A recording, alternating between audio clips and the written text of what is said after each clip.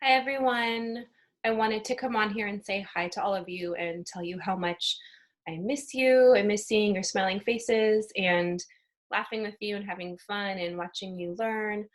I am hoping to be in touch with you more through video or through FaceTime if possible over the next few weeks or so. And I would like to read a book with you this afternoon. This is How Full Is Your Bucket for Kids, written by Tom Rath and Mary Reckmeyer, illustrated by Maury J. Manning. And this was a book that we read at the very beginning of the school year. It's one of our favorites here at home, and I'd like to read it with you again. How full is your bucket?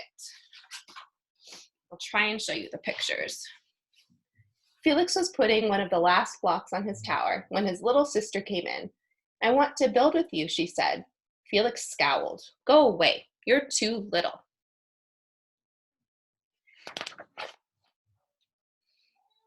And here she's saying, "I'm big." And he's saying, "Stay back. You'll knock it over." "I can be very careful. Go play with your baby toys, Anna."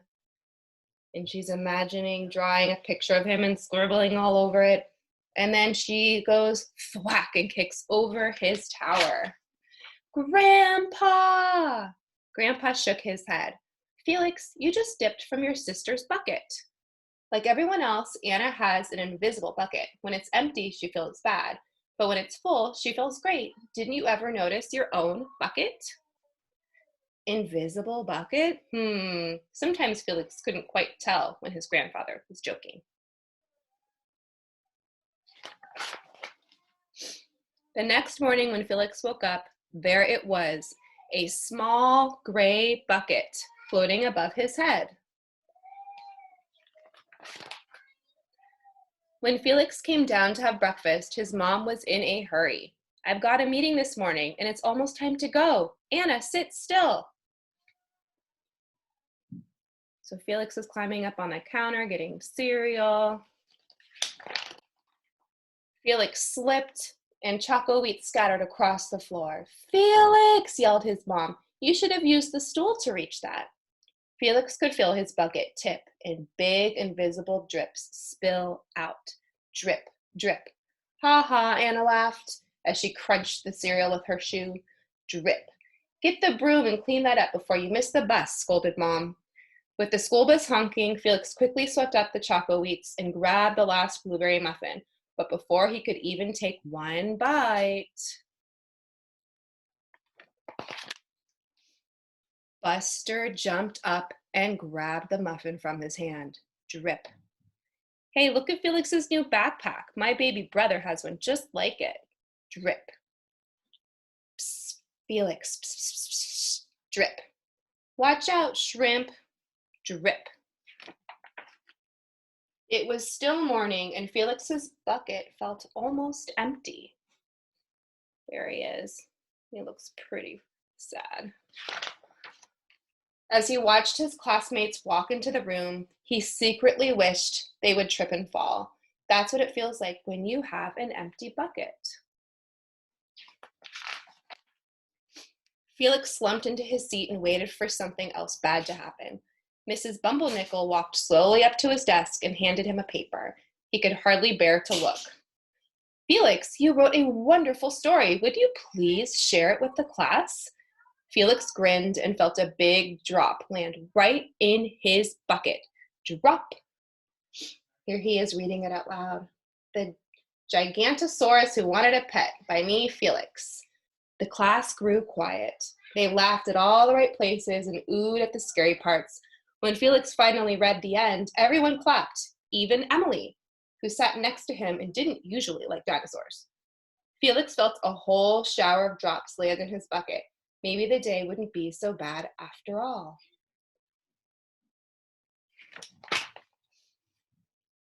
Here's the rest of the day. He's eating lunch with a friend and finds a note from his mom that says, "Love you." Drop.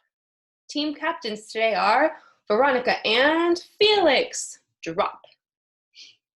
"Nice cow," says his teacher. "It's a dog." "Well, nice colors there, Felix." "Cool laser ant backpack, Felix." By afternoon, Felix's bucket was nearly full. At recess, when he looked around, Felix suddenly realized that his grandpa was right. Everyone else had a bucket too. Let me help. Let me help you. And they both have drops. Here's your baseball. Catch. Thanks, dude. Drop, drop. Hey, I'm Felix. First day? Yes, I'm Amir. Drop, drop. The strange thing was that for every drop he helped put in someone else's bucket, he felt another drop in his own bucket.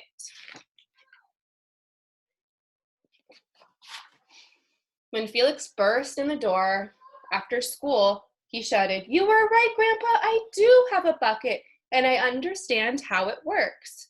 Then he saw Anna's torn doll.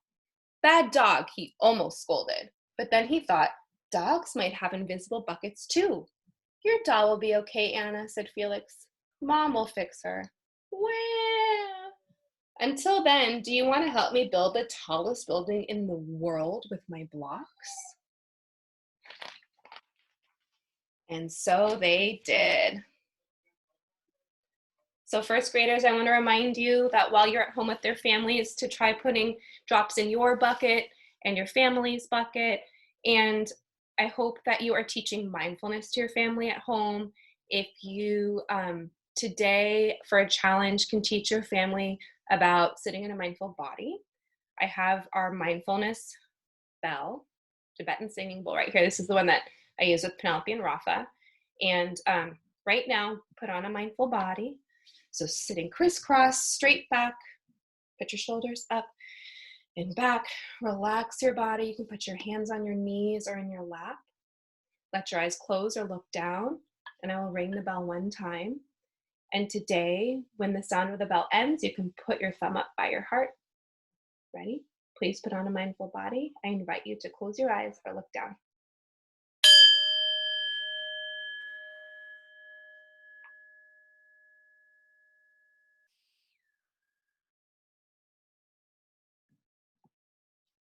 All right, kiddos. One last thing I wanted to show you to remind you of is the sparkle jar that we talked about from the Moody Cow book. And this might be something fun if you want to make one with your family over the next week or so, if you have the materials. Remember that you can shake it up when you're feeling frustrated or angry or even excited. If you have lots of big feelings, watching all the glitter swirl around and around and around, taking deep breaths as all of the glitter falls down to the bottom. I will talk to you guys again soon. I miss you, and take care. Bye.